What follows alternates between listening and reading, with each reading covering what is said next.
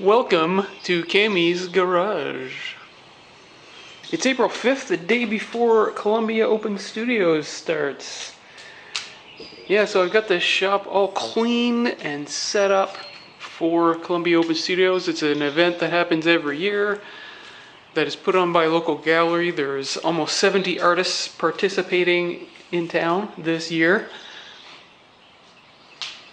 Longtime viewers of the channel will know that I participated last year. I felt like it was pretty successful, so I'm pretty excited about it this year. I've got more than twice as much inventory this year as last year. I've also got a lot of lower price items like bowls and plates that hopefully I'll generate some sales. So if you live around the Columbia, South Carolina area, I invite you to come, say hi, hang out, see what I do, talk about art or whatever else you like to talk about. I'm gonna have a sofa just back here for my guests. I have over 70 bowl-like things for sale and over 40 art objects for sale. If you wanna know what kind of prices I have on them, you can go check out my Etsy store. That will give you an idea of what type of prices I'm asking for my pieces. So I have the doors open right now just for light, but I need to close them because it rained pretty hard last night and this morning.